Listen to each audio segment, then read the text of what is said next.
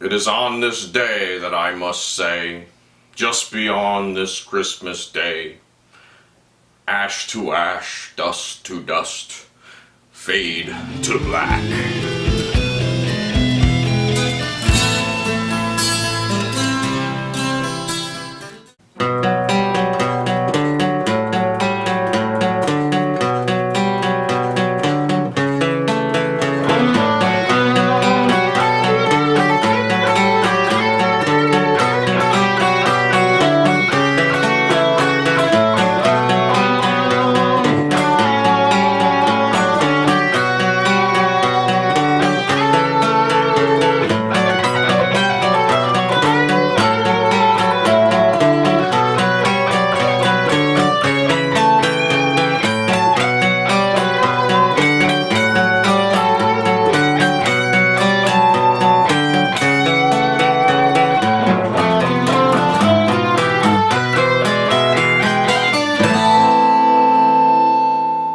Fade to Black is Metallica's first ballad. Their first one. Kill 'Em All didn't have any ballads. In fact, Kill 'Em All only had one clean guitar section on the entire album, and that was it. That's all you got of the nice, beautiful, clean tones that James Hetfield brings about.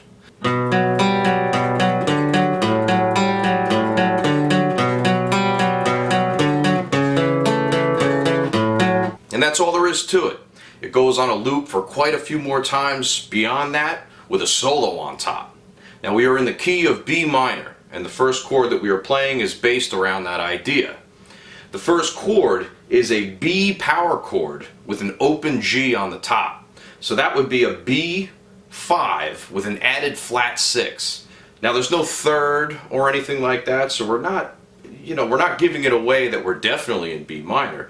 But the solo definitely does give it away once it comes in. Now here it is. We have, that is the root, the 5th, and the open G, which is the flat 6th. So we're definitely in an Aeolian key. If we had the natural 6, it would be a Dorian key. The next chord is a little switcheroo. Now this looks like it would be a D major chord because it has a D and an F sharp, but it's not. It's actually an extension of the B minor. It inverts the B minor chord to then go down to the next one. So, okay, it's just putting the minor third on the bottom. And then we head down to an A, keeping that F sharp consistent through both of the chords. Now here we have an A with a major 6th and a flat 7. So that's interesting, but I would say that this is definitively going down to an A chord. We're not messing around with any kind of inverted B minor 7s. It's just an A chord with some colorful tones on the top. So right, so we have the major 6, the flat 7, and then we go back to that D, which is very interesting because in an A major, you would usually have a C sharp as the third, and that's what they did at the beginning. They had the B minor go to the minor third. Now here, instead of going to the major third of the A, we're going to a perfect 4th with an identical pattern coming back into the original chord. Now that's pretty much all you have to know about it. It's a 1 to flat 7 to 1 to flat 7. That's the entire progression of the intro for the riff. So coming in much later, at the very tail end of the solo, we actually modulate and we change key right in the middle. So we actually go from B minor to the inversion into the A, and then we come right into this. From that F sharp, we come into an F natural, which turns into the flat 6 of the A minor key. Okay, so we've modulated from B minor to A minor, a whole step modulation. Which is here though, it's represented as a 6 chord, an F 6 chord to the 5 chord, E, in first inversion. Now, I gotta say, I've never seen this anywhere else in Metallica's catalog. I've never seen them quite do something this fancy in any other song.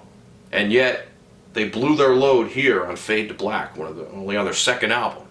So we come in on that first inversion to the second inversion. It makes you think if Cliff had something to do with this. He probably did. And then we hit the root position to flat 7, so that's an E7 chord on the top. It's pretty incredible stuff here. flat 6, first inversion 5, second inversion 5, root position, and finally resolving to A minor with the acoustic riff that follows. Now before we do the acoustic riff, let's tackle the intro solo that Kirk plays on the top.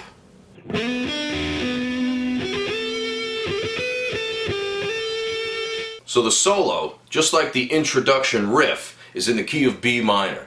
And it starts off in the most apropos fashion with a B minor arpeggio. Could you believe that? Now, I'm going to split this up into 4 different sections because the riff plays 4 different times. So let's check out the first section of the guitar solo that Kirk plays in the intro.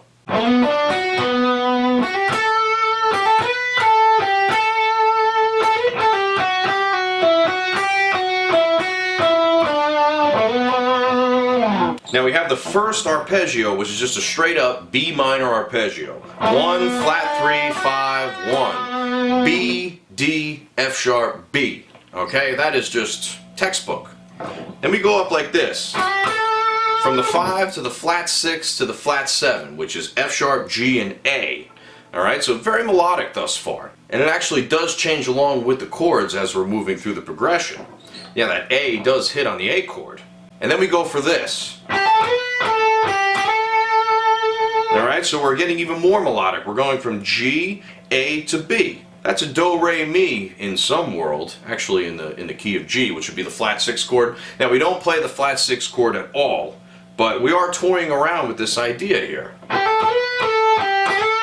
Almost saying that we want it to kind of be a G major chord in first inversion, even though we're in the key of B minor. G major is very closely related when it comes to that. And then we slide into this from the 10th to the 12th fret.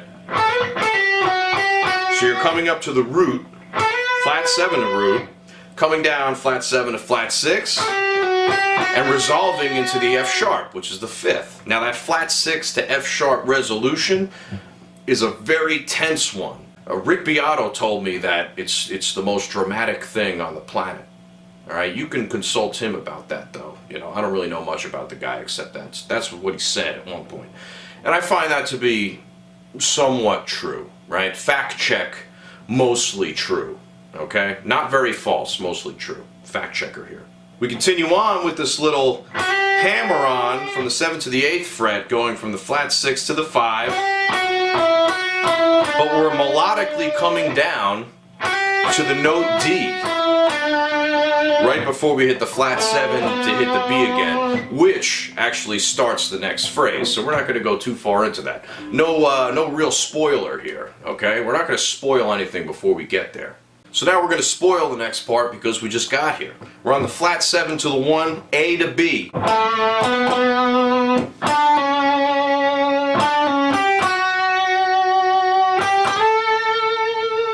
So incredibly melodic. You got to give Kirk Hammett a lot of credit for these early solos because he is just singing with his guitar. He's singing with the guitar. So we're starting off with this flat 7 to 1. That's a resolution right on the downbeat. Okay, so couldn't get any more perfect than that. Then we go like this. That's a D going to a C sharp and a G going to an F sharp. So that's a double resolution right there. So at that point you're on the A chord. So we can assume that this D to a C sharp is a resolution from 4th to 3rd. So it's a sus4 resolving to the major 3rd. And then the G to the F sharp, that's a flat 6 to 5 resolution. That's the Rick Beato that I was talking about before. And then here we're just going simply up from G to A. Okay, which is the flat 6 and flat 7 of the B minor, but it is also the flat 7 and the 1 of the A major, in which we are playing on the bottom at that certain point. So yeah, this first half of the solo is very much the melodic setup. Okay, we don't get into anything too fancy until the next part, but this section here, it just plays around with the B minor scale, all the tones as well. So we're not copping out and just playing B minor pentatonic or blues, right? Like a lot of guitar players like to cop out and just play B minor pentatonics. Well, guess what? That gets boring. That gets boring, okay? We understand. You know 5 notes. It's time for you to graduate to 7. And that's exactly what we're doing here. We've graduated to 7. Kirk went to 7 school. You got to go to 7 school as well.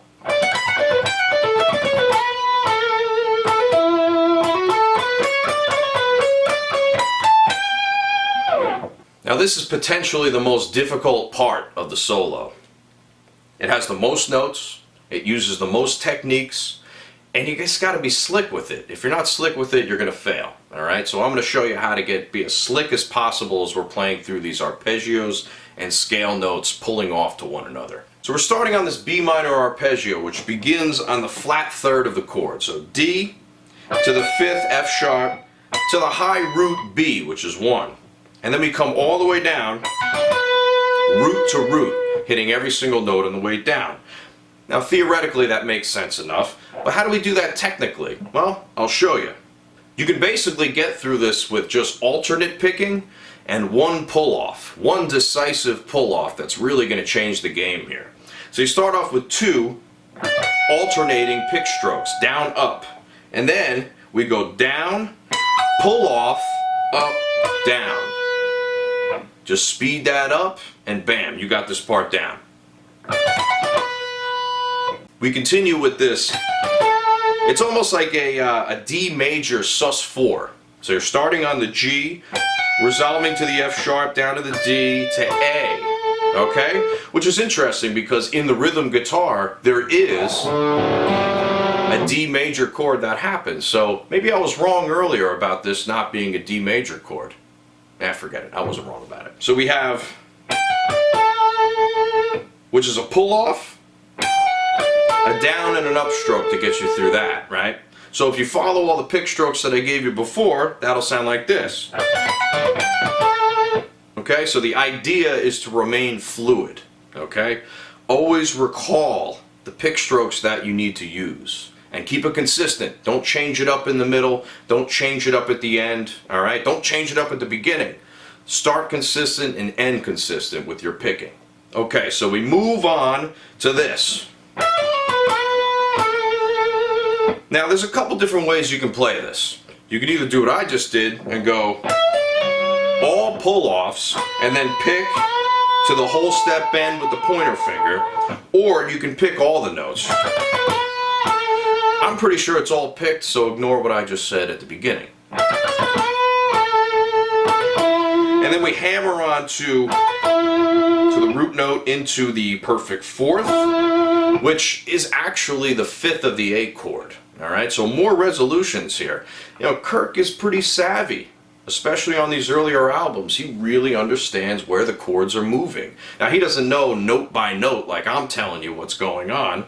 You know, that takes analysis. You know, Kirk wasn't analyzing what he was doing when he was doing it.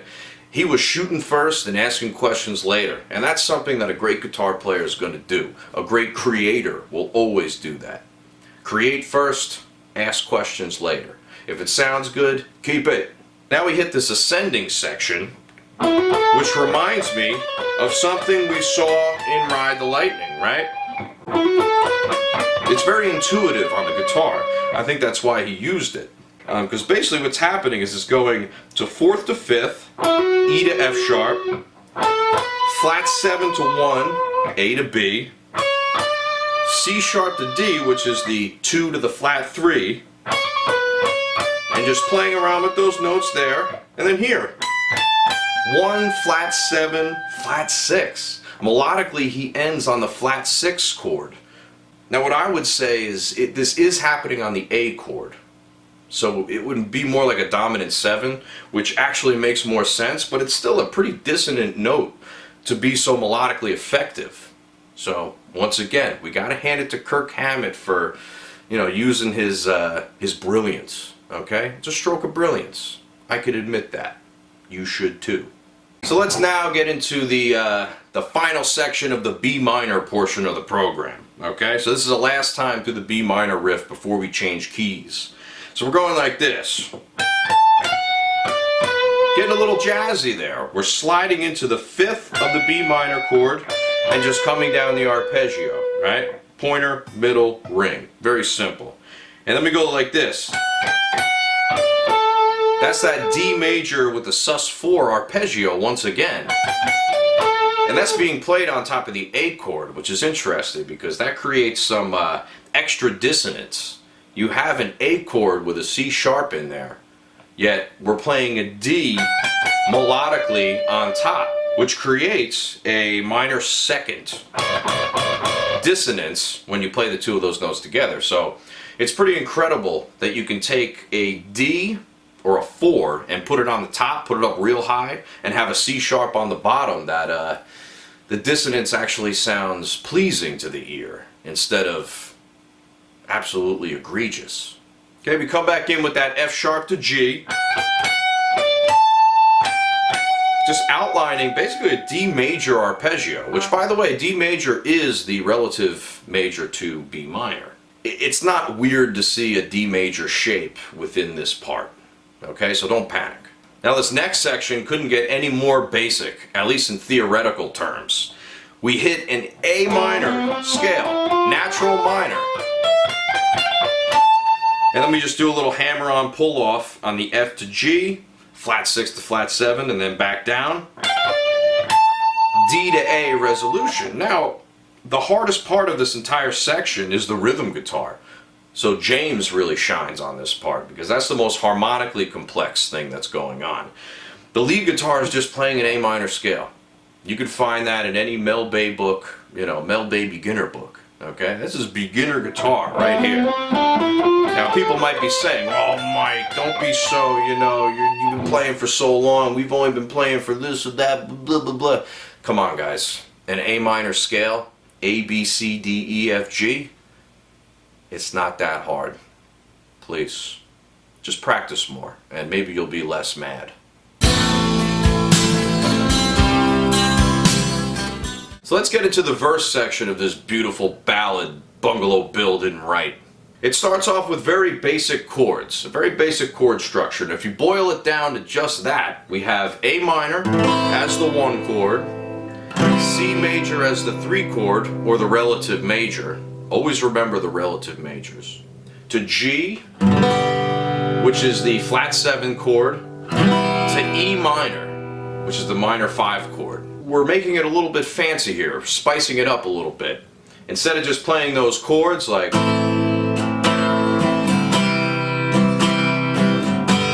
going to play it like this.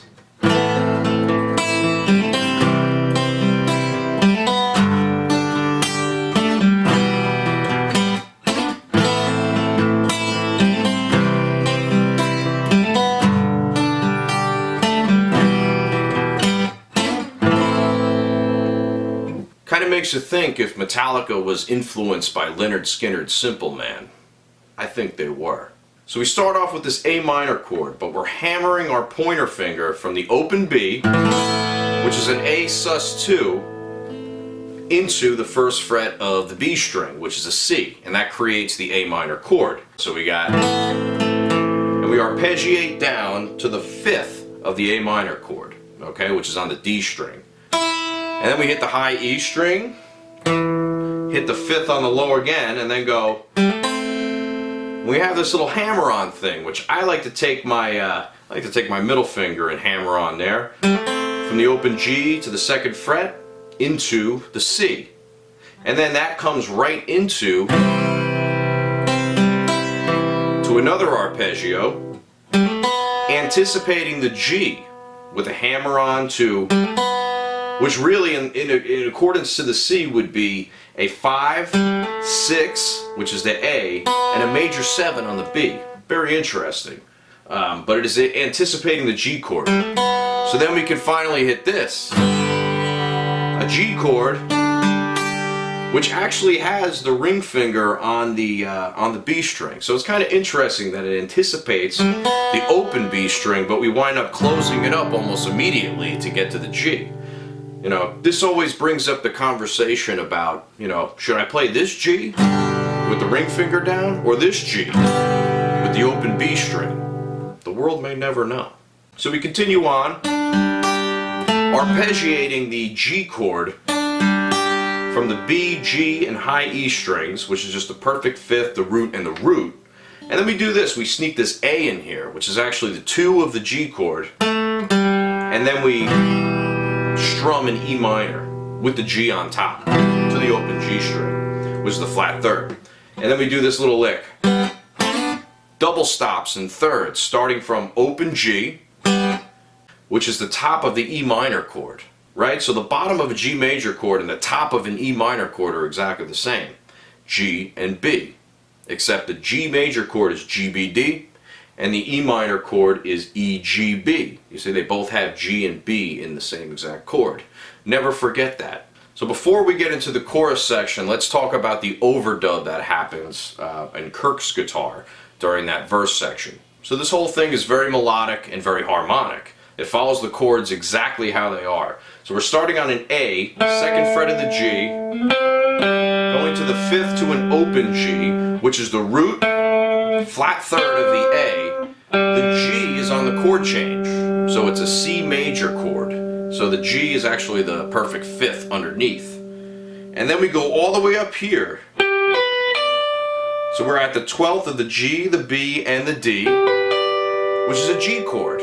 But we're anticipating the entire thing before it happens, so that's very cool. Okay, so G chord anticipation on the C, and then once we hit the G chord, we're on the perfect fifth. And then on the last one, we hit this, which is a partial E minor bar chord at the 7th fret. And I'm talking about an A string bar chord, right? 7th fret, 9th fret, 9th fret, 8th fret, 7th fret. We've all seen that before. Maybe, maybe not. But if you haven't, well, check it out. That's the shape that it's based off of. But we're only hitting the top 4 notes from the D string onward or downward. So we're strumming down, outlining the perfect fifth on the top, which is the B, and then we're doing this. And it goes right along with the with James's part.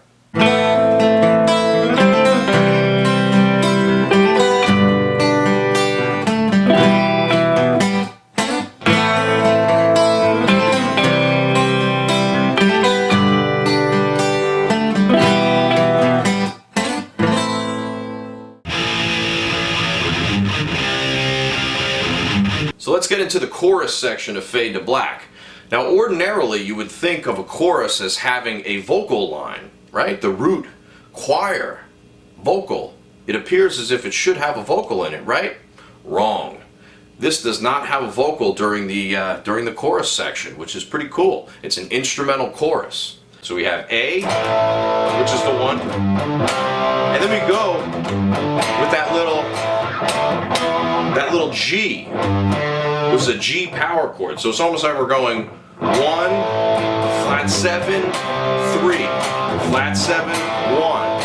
And then we go here, 4 to 5. All right, and it's an ambiguous 4 to 5 because we're just hitting power chords, okay? I'm not sure what the thirds are doing here. And then we do this. We go 3, 2, 1, which is just a lead down from C, G over B. Okay, we have that stretched out power chord right there going back into the A. Okay, so we have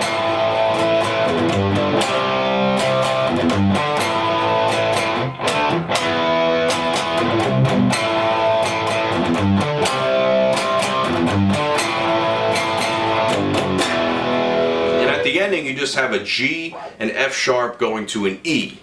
I'm going to postulate that this could be a temporary modulation to E minor because you're going G, F sharp, E minor, right? Flat 3, 2 to 1, which is almost like a stereotype in the music world. It's so common that it happens all over the place and it's replicated everywhere. Flat 3, 2 to 1, 3, 2, 1.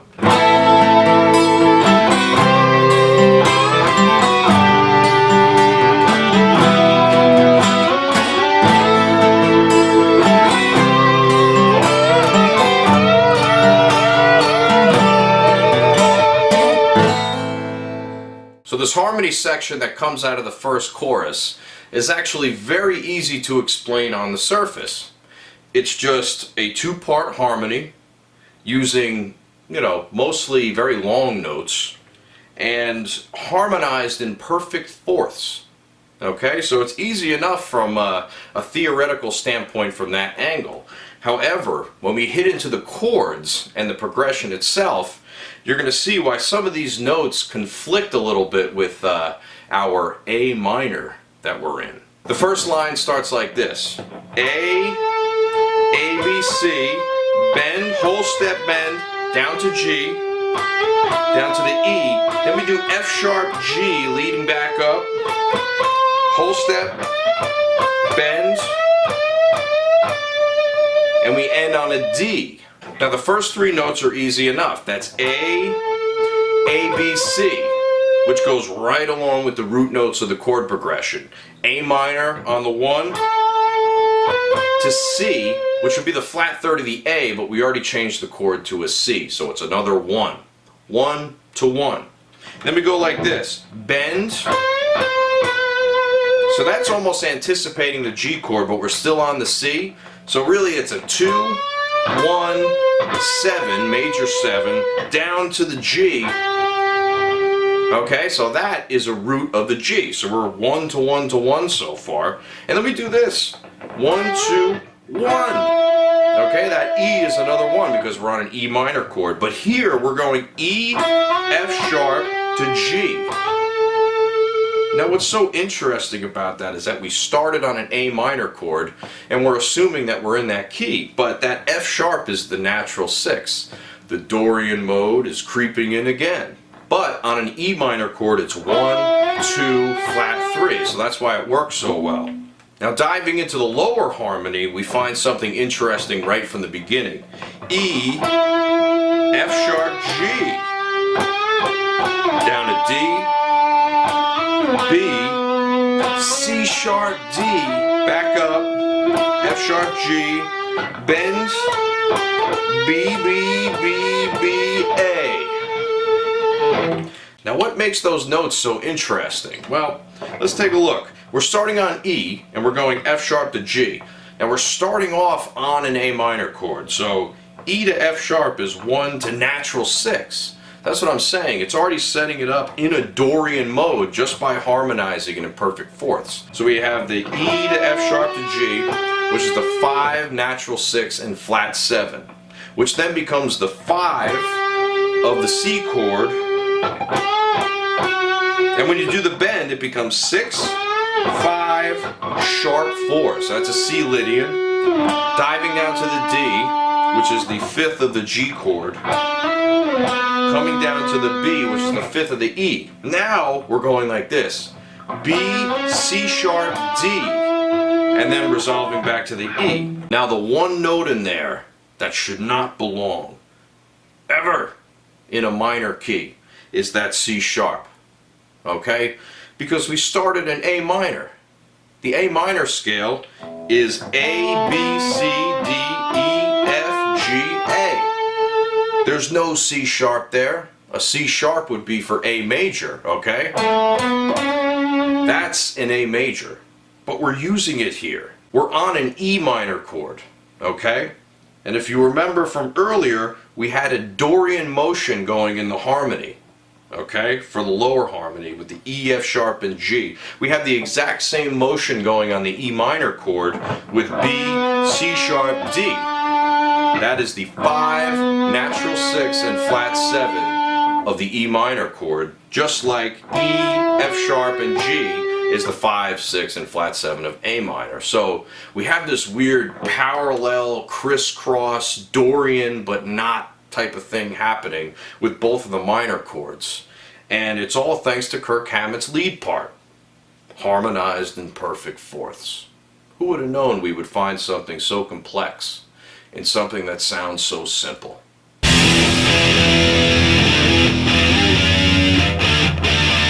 So now that we've gotten through another verse and a chorus, let's hit the bridge section with this riff.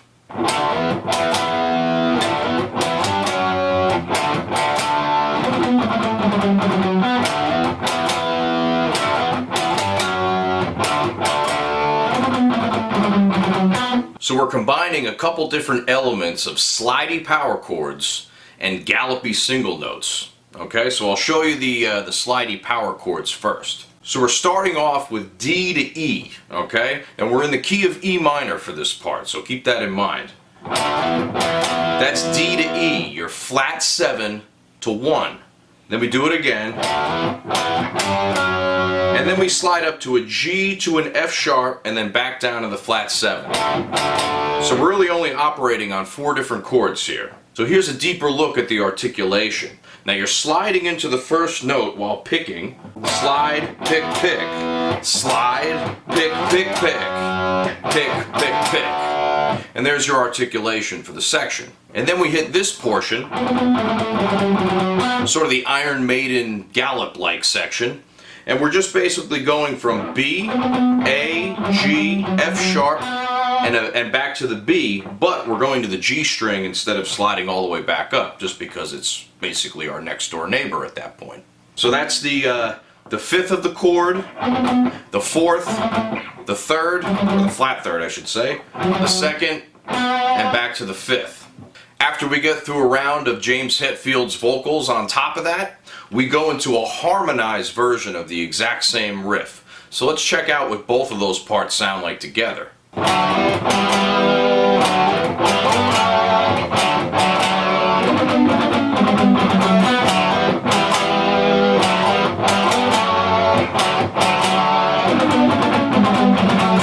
So that little instrumental break includes James Hetfield on the part we just played before, so he's playing that same riff, and then Kirk playing this harmony on the top. Now he's harmonizing in thirds, both major and minor, depending on what chord it's landing on. Alright, so we're starting on the 4th fret of the D string. We're going up, sliding to the 5th. Okay. Sliding up to the 9th and the 7th, back to the 4th. So exactly following the chords in thirds that we were just playing before. So we're just galloping along like this. And you're just going minor 3rd harmony, major 3rd, minor 3rd, and then a unison note at the end to cap it off. And also a little side note about that C sharp. The other key that we were dealing with in the song, at least way earlier, is B minor. That has a C sharp in it, so that C sharp could have something to do with the relation between these two keys. I think we should keep that in mind. It comes back in to play the original riff one more time. Okay, so it's almost like a 2-verse section here. And you have like that little bit in the middle as being the chorus. That's a common device with a lot of these longer songs. It's almost as if there are songs within songs. Okay, we already had a verse and a chorus before. Now we have almost like a verse chorus going on in the bridge. So that's how you can make a longer song more interesting, by adding the same elements of a full song and just doing it twice. So coming out of that bridge, verse, chorus type of section, we're going to go with this.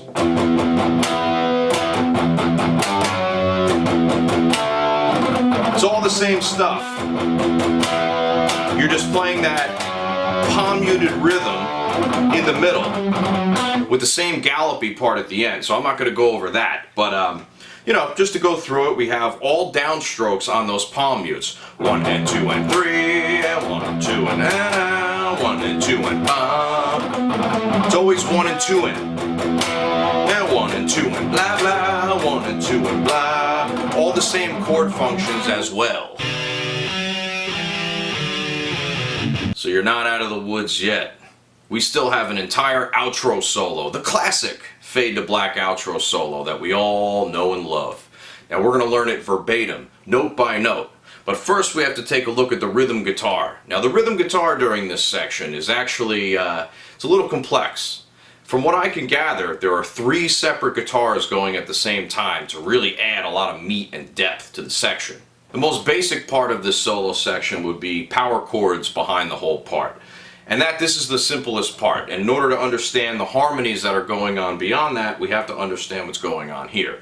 So it's all just power chords. B, which is our key center 1, to A, our flat 7,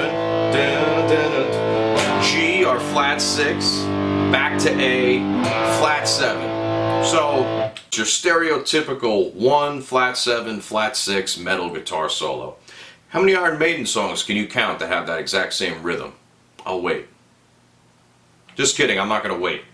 So, let's build this up layer by layer. So we have the power chords on the bottom, And then we have this little harmony going on the lower portion of the program. So we have root note with a little harmony. Same harmony. Always hitting the root note. And then it goes on to repeat from there. Now, the only characteristic of this that I want to point out articulation-wise are those last 4 notes that you palm mute. You want to palm mute them super heavily, all right, and really pronounce them as they're moving along. So we have this, we come up to the flat third to the 4th, back to the flat third, and then just go down this, it's almost like an F sharp minor pentatonic pattern, but it's the, you know, the lower part of a B minor scale. C sharp, B, A, F sharp. And then we come into the A. See how heavily you want to do that? Dun, dun, dun, dun. Dun, dun, dun, dun. And the top part just goes like this. It starts off on a flat third harmony, okay? So we're on the D of the B minor chord, and we're going like this.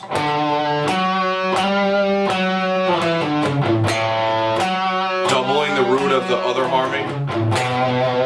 A third harmony there, doubling the root again. But then we go up and we do a little variation on that last part. So let's just take a little microscope and put it on the top of this. So we have that flat third, move along the melody. That's in unison, like I just said before. We keep going. When we hit that B, it's actually acting as the third note, the major third of the flat 6 chord. And we come back in for the last time to double the root note at the end. So we have a minor third harmony with D over the B minor on the first chord, and a major third harmony with the B over the G chord on the third chord. The second and fourth times are both the A. So let's check out all 3 of those rhythm parts together.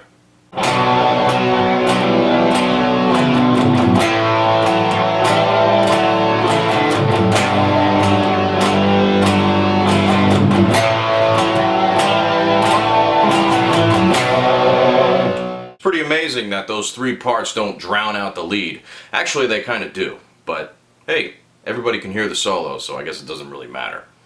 Now I'm going to play you the solo and just the power chord rhythm part for now, just for simplicity's sake, and so you can actually hear the solo a little bit and not get distracted by the other parts. Here it is, the whole solo, and then we're going to go over how to play each part.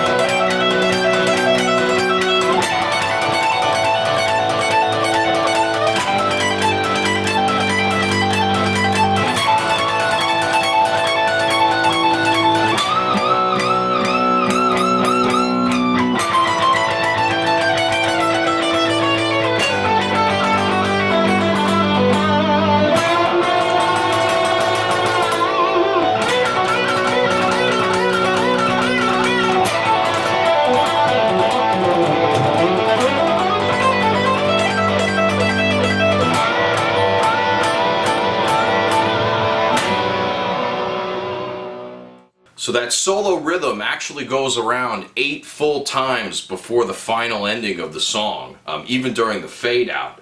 But the thing is the first time they play through it, it acts as a setup to the solo instead of being the solo itself. The solo itself starts partway through the second time, which is kind of odd, right? But that's just how it goes. So let's take a look at the first part of the first section of the solo.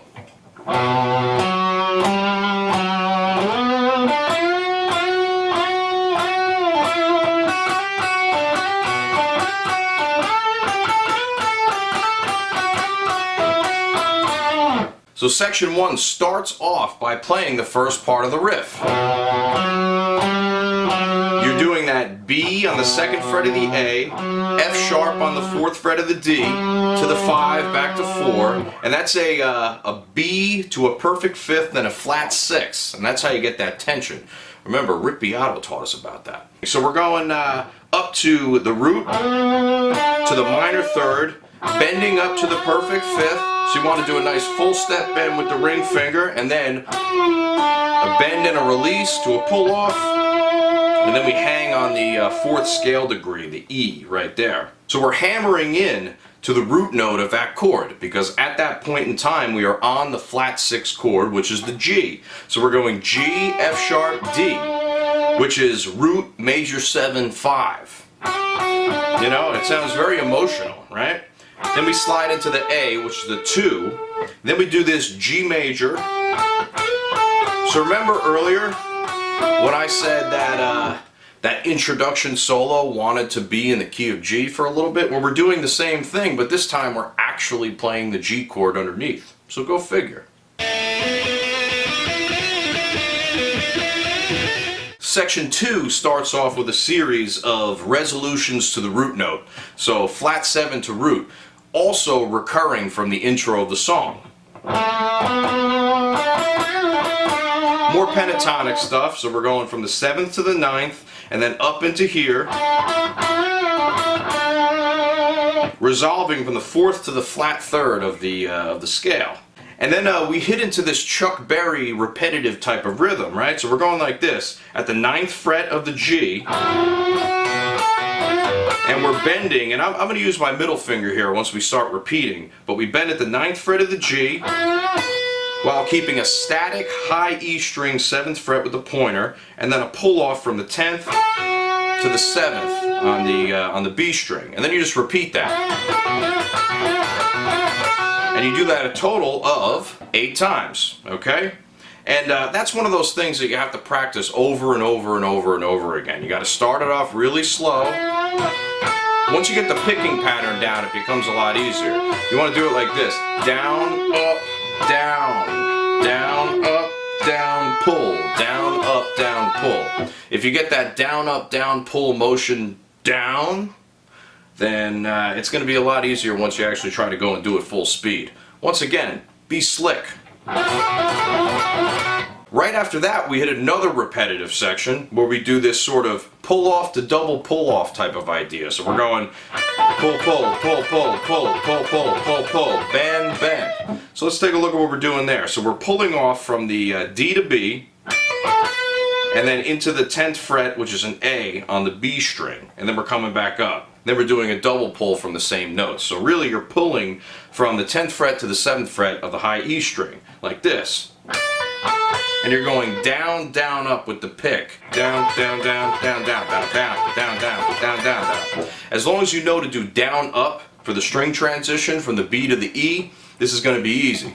Once again, just like that Chuck Berry lick we did before, you have to just practice it slowly and do it over and over and over and over again. And trust me, the more you do it, the easier it's going to get. It's a lot easier than it looks. Trust me. Then we cap off this section with this big run, 2 big bends, and then a bunch of triplets. Our first in many lines of triplets that we're going to see. Triplet, triplet, triplet, triplet, triplet. Now, what's interesting about this little pattern is we're starting on D. Nothing crazy. That's like the flat 3rd of the B minor scale. But here we have a C natural. We're not supposed to have that. So far we've had all C sharps going through this. Why do we have a C natural all of a sudden? Well, I mean, I think it just looks intuitively cool on the guitar, so that's why Kirk decided to use it, right? It just looks a little bit easier because you're using the same patterns like this. See, those are all on the same, the same 3 fingers and the same 3 frets on the strings. And then it also comes down later to do this. So it keeps that pattern going, but that makes it even crazier. We'll get there. So we're going D, C, which is a flat 2 in the B minor scale, but I would call this more of like a sus4 to the G chord instead of being a flat 2, because it doesn't sound Phrygian. It doesn't sound super dramatic. it actually sounds like it fits very well. It just adds a very slightly different color to the texture as we're moving through. Another quick thought is that the note C does exist within the key of E minor, which we did experience earlier in the song. And it's also a common scale for metal solos. So Kirk was probably just thinking, yeah, I've used this before and it sounds good, why can't I use it now? Well, there you go. He used it now, and look. We're all sitting here like, duh, why is he using the C natural? Because it sounds good. The next section of the solo starts off pretty much the same way the last one did, alright? But we're going like this instead.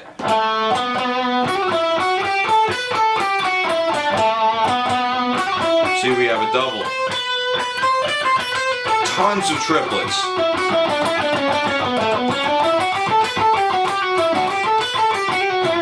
So let's unpack all of that. We start off with a flat 7 to 1 resolution to lead into a little pull-off and hammer-on rhythm here. 5 to flat 6. That's almost as if we're in the key of E minor, but as we know, we're in the key of B minor. Playing around with the note F sharp and G. Okay? Next part starts flat 7 to 1, same deal here. But here, we're actually making a strong example out of the B to C.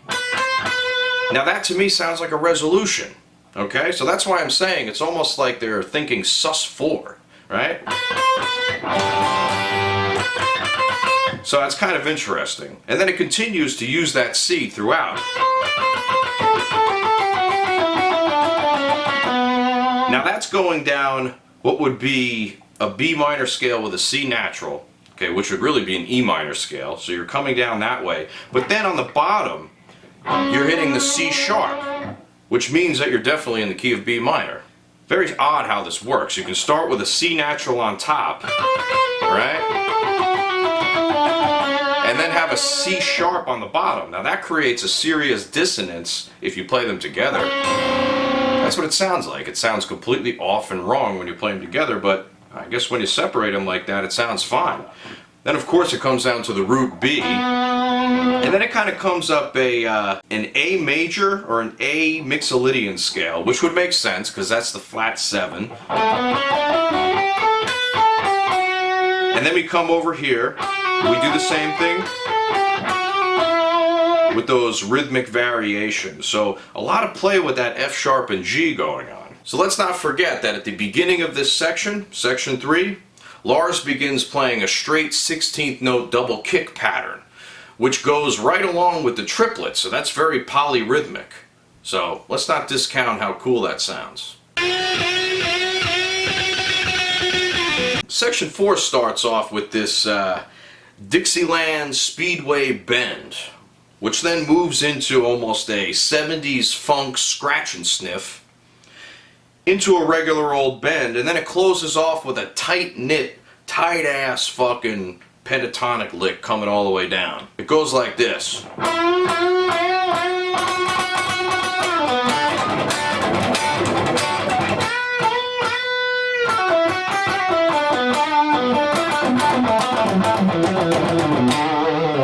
So the first part of section 4 we're going to call the Dixieland Speedway Bend. Now here we're going like this. 1, 2, 3, 4.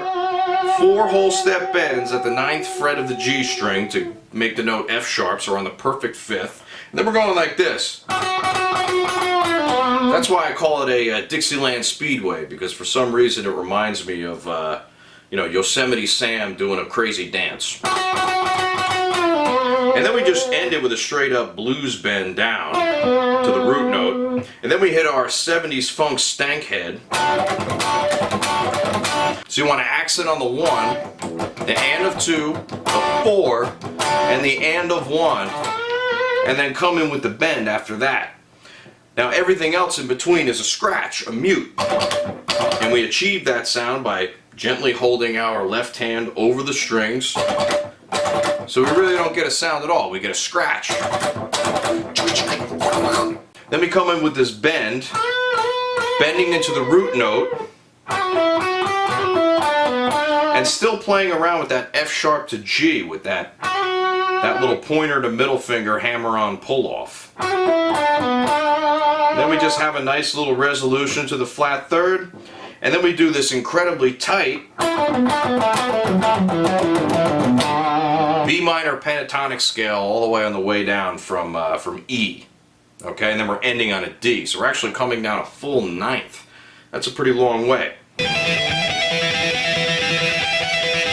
Now the fifth section of the solo is where things get fun, interesting, fast, but also very repetitive. So there's a bit of a balancing act going on here. Starts off like this.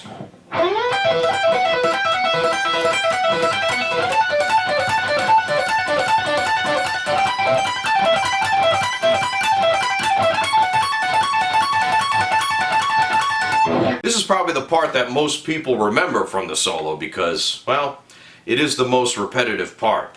Sadly, untrained human ears love repetitive music.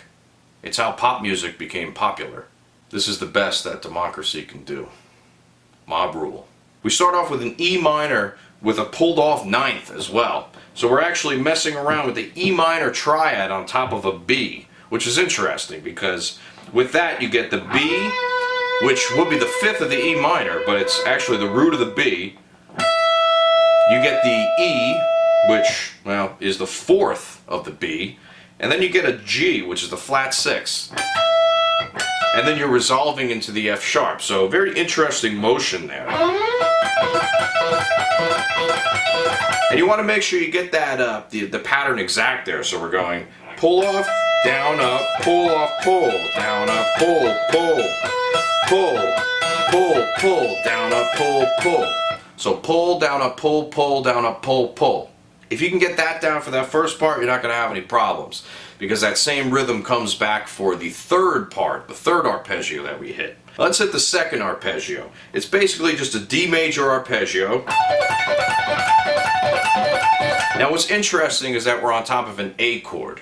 Obviously you can put an A on the bottom of a D chord. The notes are D, F sharp, and A. The A is the fifth of the chord, so yeah, I mean, to an extent it does fit. So A normally has A, C sharp, and E. Now the C sharp would clash with the D, but it works with the A and the F sharp. The E sort of just acts as a more tense bottom, right? So you have an A and an E playing together. It doesn't really affect the sound of what's going on top. The next one, you want to employ the same pull-off and picking pattern that we use for the E minor shape. So we're going up here. This is another E minor shape, but it's on top of a B. So we're going B, G, E, B, A. Okay? And then we're go.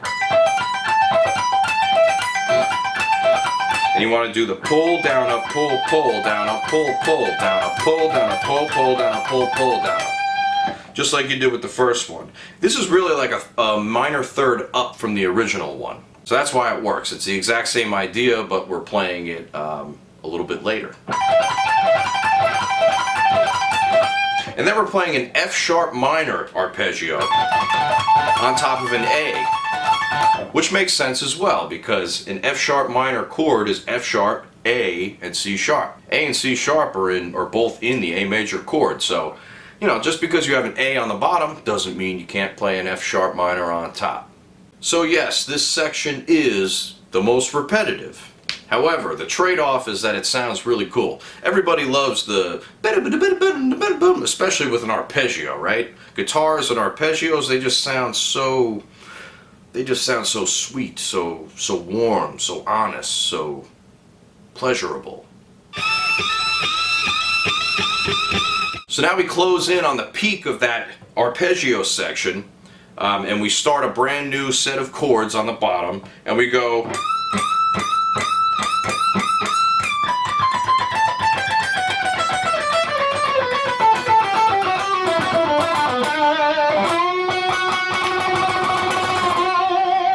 So we're starting off with a really high bend, 22nd fret, with a 1, 2, 3, 4 triple it bam. Now that 22nd fret bend is actually the note E, which is the fourth above the root. So it really goes back to what I was saying before about Kirk playing in B minor, but seeing it in E minor, because he's familiar with the scale of E minor. He's familiar with all these shapes that he's playing, and as it pertains to E minor. So, and it also just sounds good. And it sounds like it's almost final or beginning. It's really strange how he's able to utilize this form of tomfoolery to make us think he knows what he's doing. Maybe he's just performing alchemy, turning shit into gold. So we come out of those bends with a B minor resolution. So that makes sense. Thank you, Kirk. And we go like this, all triplets. So all that's pretty normal except the C natural, which I said before is probably because of Kirk's familiarity with the E minor scale, and that has a C natural in it. But when we come down here, he goes back to C sharp. What the hell? What is he doing? Now he's truly in B minor, but we don't want him to be in B minor. He was in E minor over B minor, and that sounded cool. But now he's back in B minor, and it still sounds cool. And he just waited till the end to get there.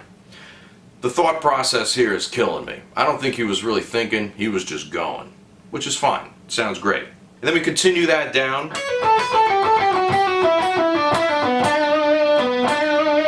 Sort of just down the same scale shape that we were using earlier, you know? Not really much to say about that. And then this last bend, just spaz on it and do almost like a start off with a whole step and then come into a half step back to the whole step, and you'll get that dramatic feel from the fifth to the flat five. And that's what's happening there. If you bend a whole step, it's an F sharp. If you bend a half step, it's an F. Okay, so it's 5 to flat 5, and the flat 5 is very dissonant sounding, right? Or very blue sounding. It's indicative of the blue note, the blues. Now this final section of the solo is going to be called the fade out section, because this part you really can't hear it at all unless you turn up the speakers all the way as it's fading. Alright, and then the next song is going to blast in your ears and kill you and your neighbor at the same time. We don't want that to happen. Or maybe we do. We probably don't. So we're going to go with this.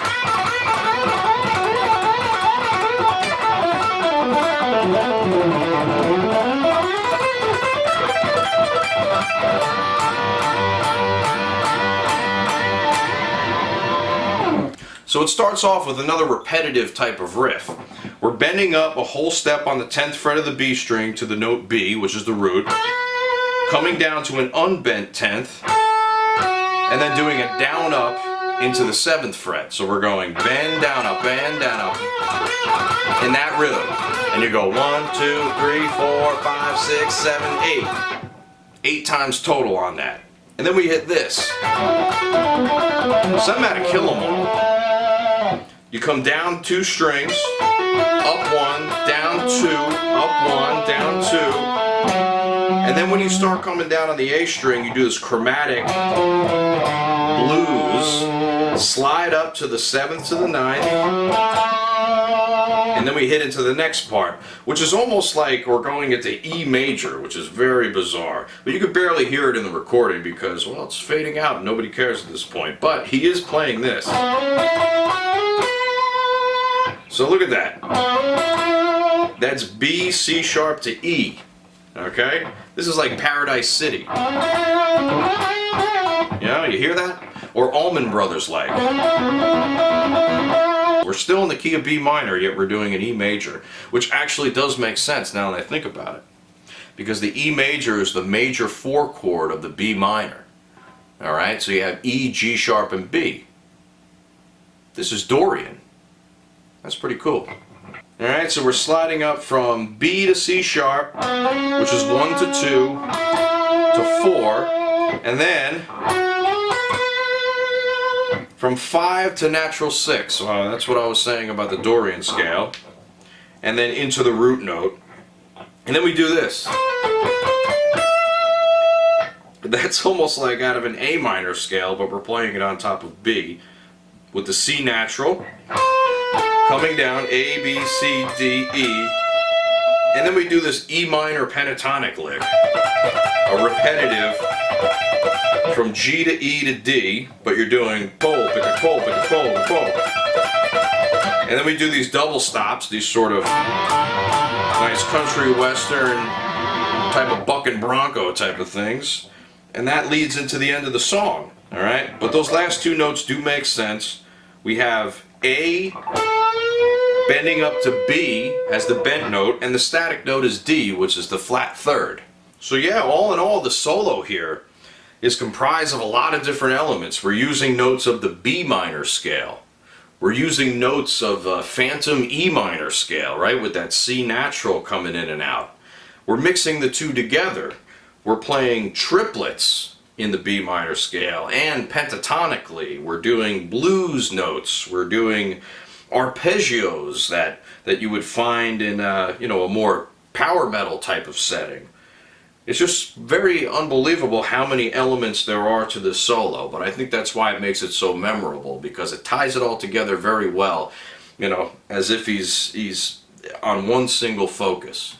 And that's what I really like about this. It's what I love about the band too. They always keep a single focus. They keep the image going throughout the song, so you can visualize, kind of what's happening.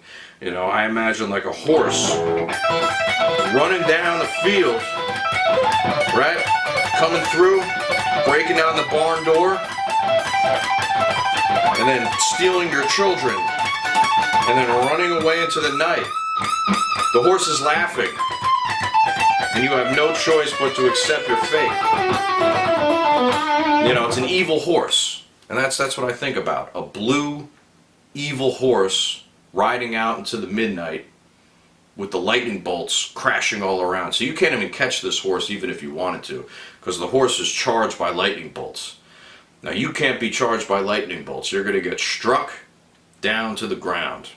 So thanks everybody for coming along this journey with me. Hopefully you learned a lot. Well, you definitely learned a lot. 2 full solos and all those riffs, acoustic parts, harmonies. This band's really got it all, don't they?